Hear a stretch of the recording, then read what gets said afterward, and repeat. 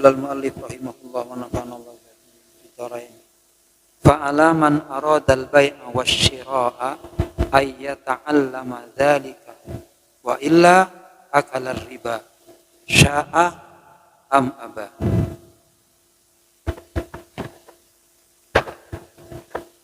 Faqad qala Rasulullah sallallahu alaihi wasallam at-tajirus saduqu yuhsyaru yaumal qiyamah ma'as siddiqina wasyuhada. Rawahu Tirmidzi wa sahhahahu wa ma dzaka illa li ajli ma yalqahu min mujahadati nafsihi wa hawa wa qahrihima ala ijra'il uqudi ala ma amara Allah ay tariqis syar'i. Fa'alaman maka wajib atas orang aroda yang menginginkan siapa orang tersebut al-bai'ah kepada menjual, wasyira'ah dan membeli. Apa yang wajib? Ayat ta'allamah mempelajari dzalikah kepada cara berdagang dan cara membeli. Wa illa dan jika tidak, akala maka makan siapa orang tersebut ar-riba kepada riba. Sya'ah baik suka am aba atau tidak suka. Jadi kalau orang itu mau berdagang, berbisnis atau bekerja, kemudian dia tidak mengetahui ilmunya, maka mau tidak mau dia akan terjebak kepada transaksi riba. Begitu. Sengaja atau tidak sengaja. Kenapa? Karena dia tidak pakai ilmu, tidak ada ilmunya. Maka ini bahaya. Bahaya. Orang berdagang tanpa ilmu bukan hanya rugi secara zahir, tapi dia juga akan terjebak kepada permasalahan yang dilarang oleh syariat tanpa disadari. Contohnya begini nih, sering kita mendengar transaksi itu orang yang menjadi pembantu kita berdagang, padahal dia bukan penjualnya. Dulu Ustadz ketika masih di pasar itu sering, kalau bahasa pasar pengade. Jadi pengade itu menjual barang kita, tidak boleh. Boleh. Itu bisa haram jadinya. Atau ada transaksi yang apa namanya ya?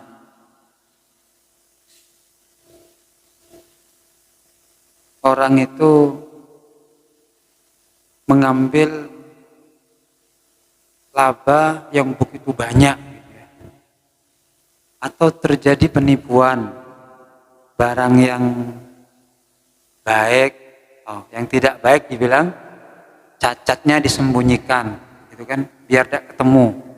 Nah ini tidak boleh, kasihan sama yang beli, tidak boleh.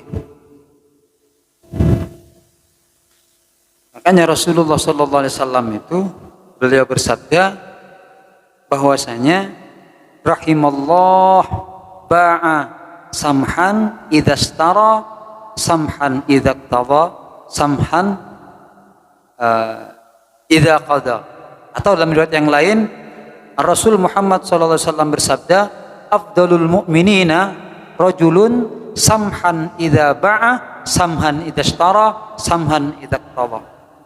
Artinya laki-laki, seorang mukmin, laki dan perempuan yang terbaik itu mereka yang kalau menjual itu dengan cara yang baik, yang mudah, dan membeli juga cara yang mudah, membayar dengan cara yang, jadi tidak boleh mempersulit.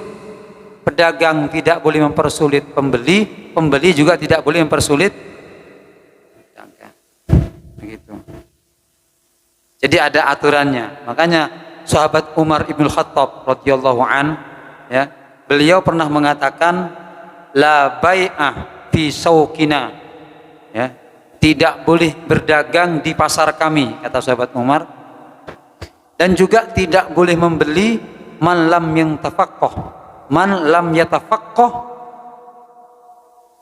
yatafaqqahu, artinya orang yang tidak punya ilmunya berdagang tidak boleh, karena takut nanti terjebak dalam transaksi riba. Maksudnya apa?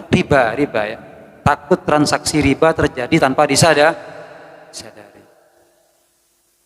Karena banyak itu riba tanpa kita sadari. Banyak. Nanti ada penjelasannya di sini. Nah, karena demikian maka waqad qala, sungguh telah bersabda Rasulullah sallallahu alaihi wasallam. Siapa Rasulullah sallallahu alaihi wasallam? At-tajirus saduqu, adapun pedagang yang jujur, yuhsyaru, akan dikumpulkan, atau ialah kelak akan dikumpulkan, dibangkitkan dan dikumpulkan yaumal qiyamati, pada hari kiamat, ma'as siddiqin, bersama orang-orang yang siddiqin. Siddiqin ini artinya para aulia, orang-orang yang makomnya tinggi. Juga wasyuhada, orang-orang yang mati syahid. Bahkan dalam riwayat lengkapnya itu ma'an nabiyyin, ma'an orang-orang yang jujur dalam berdagang, besok dia akan dibangkitkan bersama para nabi. Jadi orang berdagang itu kalau jujur, sebenarnya ini juga bukan khusus dagang, walaupun petani, ya, walaupun tukang bangunan, pekerja apa saja yang jujur nanti akan dibangkitkan kumpul dengan kekasih-kasih Allah. Makanya kalau berdagang itu jujur, ya, jujur, jangan lecehkan. Di pasar itu pernah ke pasar berdagang, pernah beli ke pasar. Kalau yang kecil kayak gini, nek kene usia anak-anak itu, kalau beli barang mahal bisa daksa. Jadi anak di bawah umur itu dalam hukum fikih Imam Syafi'i, andaikan dia membeli barang yang berharga, hukumnya ada. Kenapa? Karena belum tamyiz gitu. Saya melek kerupuk, melek tahu gitu kan, itu tidak apa-apa. Tapi kalau beli baju yang mahal, apalagi beli sepeda motor gitu kan, anak kecil tidak sah, takut ada gharar, takut ada penipuan. Nah, sekali lagi, jujur itu sesuatu yang sangat mahal, sangat tinggi nilainya. Anda bisa datang ke pasar itu, kemudian lihat orang-orang yang jujur itu sangat jarang sekali. Jujur sama Allah, jujur sama sesama manusia. Kadang kan ketika kita datang nawar barang, berapa ini Pak? Oh ini ya, ini 40.000. 40 ya? Gimana kalau saya beli 25 Pak? Oh tak boleh. Kenapa? Ki buru berenaber lah. Polo. Baru saja ada orang nawar. Padahal tadi orang yang sekali.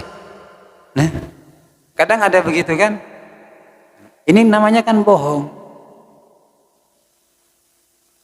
Atau ada barang cacat disembunyikan, ditaruh di bawah, sehingga pembeli tidak tahu bahwasanya ini barang cacat. Nah, tidak boleh. Siapa apa nih sebut ya tas mas. Kisah ngalak ke dulu pas rosak gitu. Nah, tidak benar, tidak boleh. Jujur itu, kalau kalian ingin selalu bersama Allah, seorang ulama, ya, minal auliya, beliau mengatakan, man aroda ayyakuna ma'allahi ta'ala fi jami'il ahwal falyalzamis sidqa fa innallaha ma'as sadiqin. Barang siapa yang ingin senantiasa bersama Allah, hendaklah dia menjadi orang yang jujur. Kenapa? Karena Allah senantiasa bersama orang-orang yang jujur. Kamu kalau jujur, pasti kamu mulia. Pasti enak hidupnya. Sama Allah jujur, sama manusia jujur. Oh, itu enak. Enak. Pasti mulia. Nah, akhir zaman termasuk tanda-tanda kehancuran alam semesta ketika jujur sudah mulai dicabut oleh Allah. Sekarang kalian coba lihat, mana banyak orang jujur dan orang yang tidak jujur.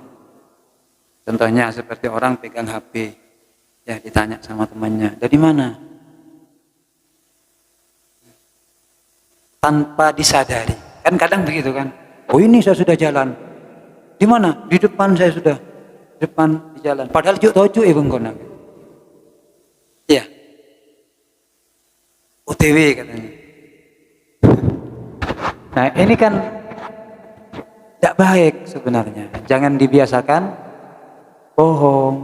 Jujur ini Masya Allah. Apa kata Dhunnun al-Misri? Nih seorang ulama besar ya. Seorang ulama yang ada di Mesir. Dhunnun al-Misri. Luar biasa. Apa kata beliau? As-sidqu sayfullah. Ma waqa'a ala syai'in illa qata'ahu. Jujur itu adalah pedangnya Allah. Ma waqa'ah, tidaklah jatuh ala syai'in atas sesuatu kecuali pasti akan memberikan solusi yang terbaik. Maka dimanapun saja, kondisi bagaimanapun, berusahalah menjadi orang yang jujur. Dan inilah sifat pertama dan terutama yang diberikan oleh Allah kepada Nabi Muhammad SAW. Ada berapa sifat-sifatnya para Rasul itu? Ada 4 ya? Ada 1, Siddiq ya, Siddiq, amanah, tabligh, jujur yang pertama, jujur. Jadi kalau kalian ingin mulia, sekali lagi jadilah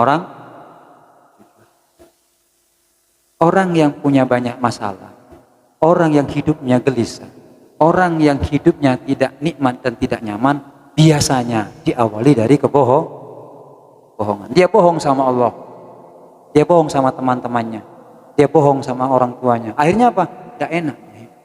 Sama Allah tidak nyaman. Rasa khawatir, takut. Ketemu sama teman tak nyaman. Apa? Laku lecek melulu pula. Gitu kan? Menafita carpak. Nah ini. Nah orang yang jujur bekerja apa saja. Terutama di sini disebutkan pedagang. Orang yang jujur ya. Pedagang yang jujur. Pegawai yang jujur. Pekerja yang jujur, petani yang jujur besok akan kumpul bersama para jangan lecehkan ya. Kemudian hadis ini sahih rawahu Tirmidzi wa shahhahahu. Wa ma dzaka, dan tiadalah itu semua ya terjadi illa li ajlima, kecuali karena ingin memperoleh sesuatu yalqahu yang menimpa kepadanya tersebut min mujahadati nafsih. Artinya apa? Itu tidak bisa kalian dapat kecuali dengan mujahadah. Apa mujahadah itu? Memerangi nafsunya. Mujahadati nafsihi, memerangi nafsunya. Wa hawahu, sama hawa nafsu. Perangin. Jadi kalau kalian ingin mengalahkan kebohongan, ingin mengalahkan hati nurani yang tidak baik, diperangi. Ya, wa qahrihima, dan harus mengalahkannya. Harus mengalahkan ala ijra'il uqud, atas jalan beberapa akad, ya, atas jalan beberapa transaksi semuanya. Ala ma amarallah, atas perkara yang telah Allah perintahkan. Ai tariqis syar'i, atau yang dimaksud adalah artinya jalan syariat yang ditentukan oleh Allah. Wa illa, jika tidak, kalian tidak berusaha, kalian tidak memerangi sifat yang tidak baik itu, fala yakhfa, maka tidak samar, ma tawa'ada, ya, apa akan datang ma kepada suatu tawa ada yang mengancam Allahu siapa Allah man kepada orang ta'adda yang melampaui al-hududa kepada batas. Nah, jadi kalau kita tidak belajar, tidak tahu, ya, tidak mengerti, maka biasanya kita akan melanggar itu. Melanggar. Transaksi salah kemudian melahirkan sesuatu yang dilarang. Haram, ada penipuan, ya. Ada yang bukan bukan batu permata, dia kaca, dibilangnya batu permata. Ada baju, ada sarung yang tidak baik, tidak bagus, dibilang, bagus ini, ajib. Ada sepeda motor, ada mobil. Jadi kalau seperti itu bahaya, kalian akan mendapatkan ancaman dari Allah, karena nanti melanggar batasan-batasan ketentuan dari Allah. Kemudian, summa inna baqiyatal uqud, sisa daripada akad-akad yang disebutkan daripada jual beli tadi, minal ijarah, contohnya dari mengupah, ya, atau menyewa. Kalian nyewa naik mobil, bis gitu kan, atau nyewa sawah, harus belajar, harus tahu, transaksinya harus jelas. Wal qirat, hutang piutang, ini belajar juga biar tidak terjebak dengan salah nanti. Warahan, dan juga gadai, hati-hati. Sekarang itu yang banyak gadai itu, magedi itu beda dengan hukum Islam, gitu loh. Ada yang magedi kemudian dipakai, ya, magedi sepeda, ya. Oh iyalah, pas yang sepedanya, itu gaden yang salah. Gaden itu artinya barang jaminan, ya, untuk kita meminjam uang. Saya pinjam uang ya ke sampeannya. Terus jaminannya apa? Ini loh sepeda motor saya. Oh ya sudah. Ini loh TV saya. Ini loh mobil saya. Ini loh rumah saya. Nanti kalau kamu sampai timku tidak bisa bayar, tidak apa diambil. Tapi biasanya tidak boleh dipakai itu barang gadai. Kecuali seperti yang ada transaksi sekarang itu di sawah, barang gaden. Itu tidak, ulama kita tidak mau, gadin tidak mau. Ini takut tidak barokah. Nah, diganti dengan jual beli kembali.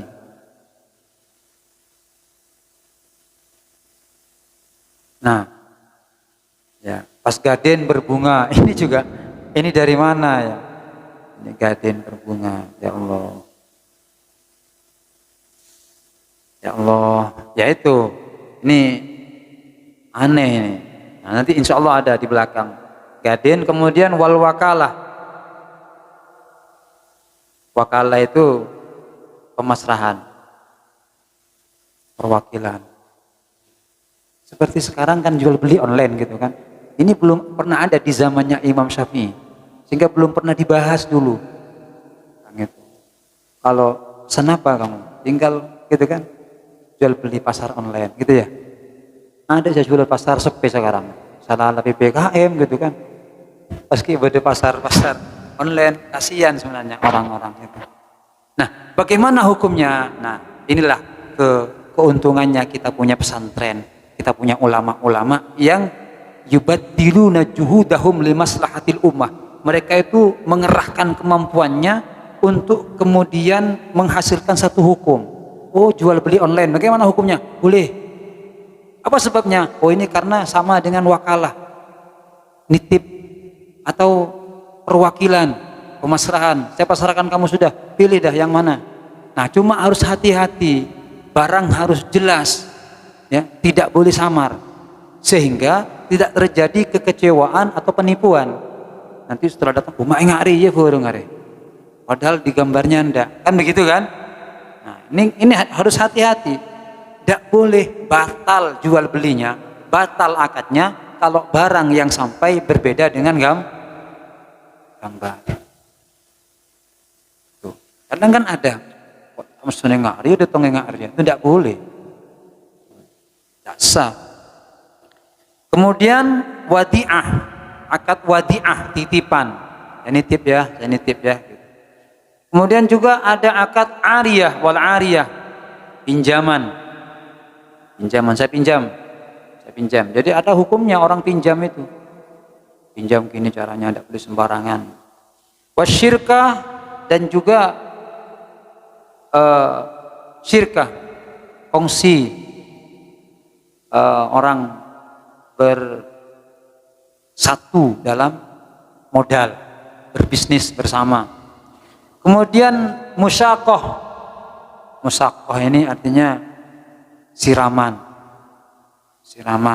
Jadi orang bisa istilahnya nyiram tanaman begini. Wa ghairiha, dan selainnya. Kadzalika, begitu juga baik, ya. Sama dengan hukum jual beli. Kita harus tahu juga, la budda, harus apa? Min mura'ati syurutiha, dari menjaga syarat-syaratnya transaksi itu, wa arkaniha, dan rukun-rukunnya transaksi. Itu tahu. Bagaimana cara namun orang mewakilkan, bagaimana caranya orang itu nitip dan lain sebagainya. Begitu. Jadi orang berdagang itu atau bertransaksi itu harus tahu. Dan ini adalah ibadah.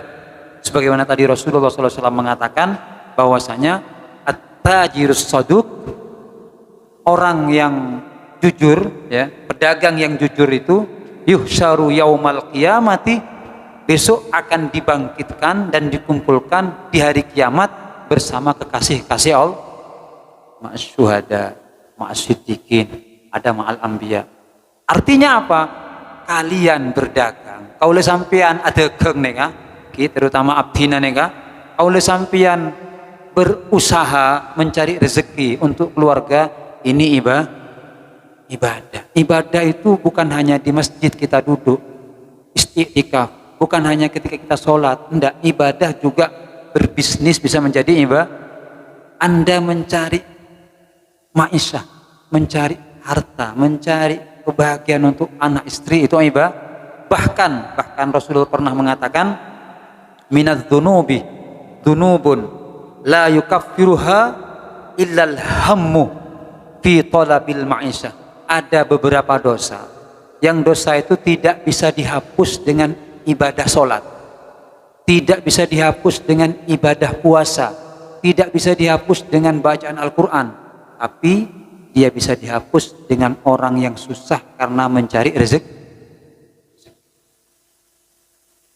Jenengan seadegem berangkat pagi ke pasar, menghadapi berbagai macam pembeli, makneka sabar sampai terus bekerja. Nah, ini bisa menghapus dosa, aneka ibadah. Oleh karena itu Rasulullah mengatakan, mon panjenengan alaqo, Anda bekerja, kemudian Anda wafat ketika mencari rezeki yang halal, maka termasuk orang yang mati syahid. Gitu. Jadi berdagang, bekerja, ayo anjenengan nekas tantaretan, ya, para kakak, para teman yang berbisnis, ayo yang semangat, abejeng. Karena itu juga merupakan ibadah.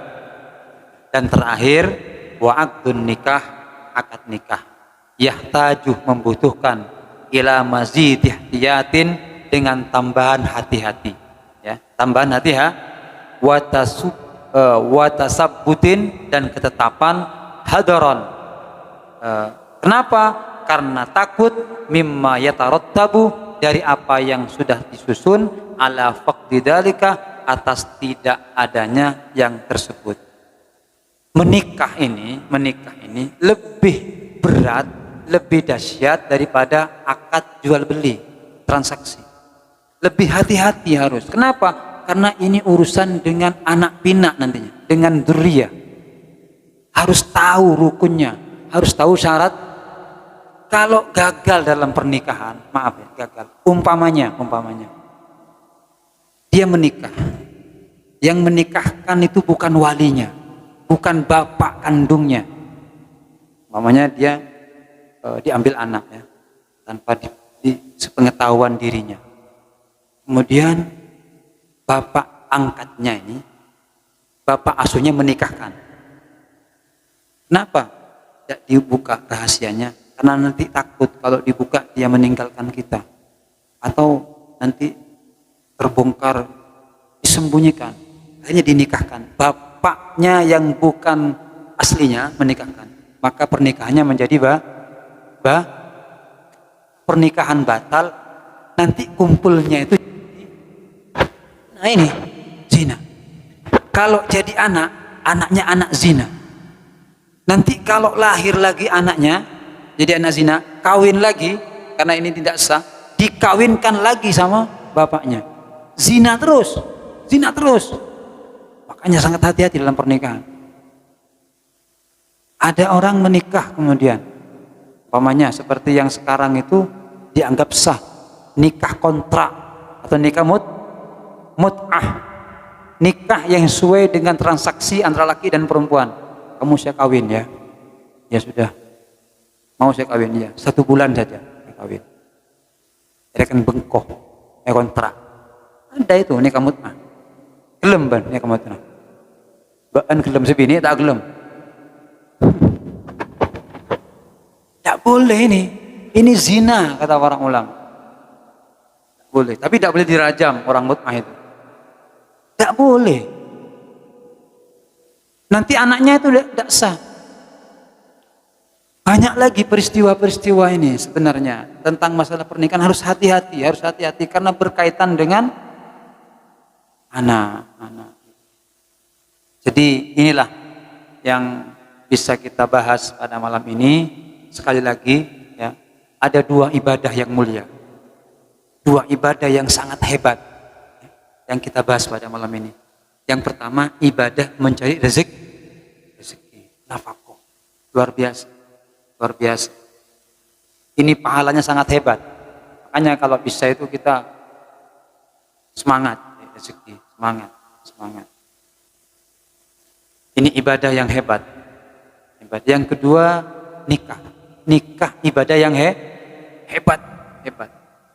Sebelum ada ibadah yang lain, jadi sebelum berdefajeng, sebelum ada puasa, sebelum ada haji, nikah sudah. Ibadah pertama yang Allah perintahkan kepada Nabi Adam di surga, di tempat yang paling mulia adalah nih, bukan suruh bejeng, enggak, nikah. Dan ibadah terakhir besok, ketika semua sudah masuk ke surga, tinggal 1 ibadah, pernikahan. Jadi coba ter kita akabin saja, yang tidak kawin sekarang, mate akabin yang suatu. Ya, tapi yang bisa akabin keadaan nanti, biar nanti punya 2 kenikmatan. Di surga itu nanti Rasulullah kawin dengan Siti Maryam, Rasulullah kawin dengan Siti Asia, istrinya Fir'aun. Rasulullah akan kawin nanti dengan saudarinya Nabi Musa. Dan laki-laki besok kalian semua masuk surga, setiap 1 kalian dapat 70 bidadari. 70 bidadari. Hebat itu. 70 bidadari. Semuanya cantik, semuanya hebat, luar biasa. Bidadarinya itu. Kata Rasulullah, yang namanya bidadari itu apa ya? Tidak bisa kita gambarkan, tidak bisa kita bayangkan. Mala ainun ra'at, mala udhun sami'at. Cuma pada kata Rasulullah, kalian melihat itu penjaga pintu rumah kalian bidadari. Jadi kalian ketika lihat bidadari, mungkin ini bidadari yang saya dampingi. Bukan, ini pembantunya. Masuk lagi ruang tamu, ada pembantu lagi, bidadari lagi. Kemudian dia nanya, apakah ini yang akan mendampingi saya? Oh bukan, ini masih pembantu di rumah. Jadi pembantunya itu hebat, luar biasa. Sampai berkali-kali, sampai di pintu rumah ada pembantu bidadari yang sangat cantik. Anda bilang, ini ya istri saya, nanti di surga. Bukan, belum ini. Padahal itu sudah cantik. Kemudian nanya sama malaikat, terus mana istri saya? Dalam rumah. Dibuka, apa kata malaikat? Di dalam itu ada bidadari orang bini yang lebih cantik dari bidadari itu semua. Siapa? Istrimu. Tang bini. Si saya. Iya bini. Duh. Nang tunya susah dan di bini jepas ketemu ning surga. Apa kata malaikat? Yo boleh permak lah. Dari ujung rambut sampai ujung Jadi kalau kamu tadi lihat bidadari itu cantik, bidadari itu hebat, istrimu jauh lebih hebat daripada bidadari, akan menjadi ratu bidadari di surga. Muka-muka itu muslimat itu jadi ratu bidadari di surga ya. Insyaallah. Insyaallah kalau solehah nanti jadi bidadari, bahkan ratunya bidadari di surga. Solehah semuanya, selake soleh jadi masuk surga, selake si bini masuk surga. Allah kumpulkan kita sebagai ini kumpul besok di surga, kumpul di belakang Muhammad sallallahu alaihi wa ala alihi wasallam. Al-Fatihah. Bismillahirrahmanirrahim. Alhamdulillahirabbil alamin. Arrahmanir rahim. Maliki yaumiddin. Iyyaka na'budu wa iyyaka nasta'in. Ihdinas siratal mustaqim. Siratal ladzina an'amta 'alaihim ghairil maghdubi 'alaihim waladdallin. Amin. Kita berdoa khusus ya. Doa khusus juga karena mumpung masih awal-awal Muharram, minta kepada Allah dengan tahun baru ini sepanjang tahun kita dijaga oleh Allah Subhanahu wa taala. Dijaga dari godaan syaitan dan pasukan-pasukannya dan tentara-tentaranya.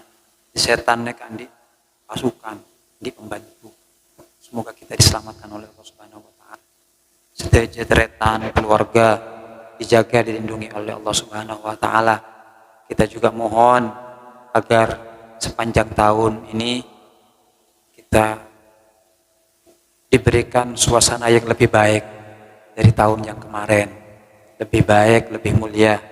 Insyaallah, mari sama-sama kita yakin, tidak lama lagi kita akan mendapatkan perubahan yang lebih baik. Karena terus berlangsungnya keadaan itu tidak mungkin. Dawamul hal minal muhal.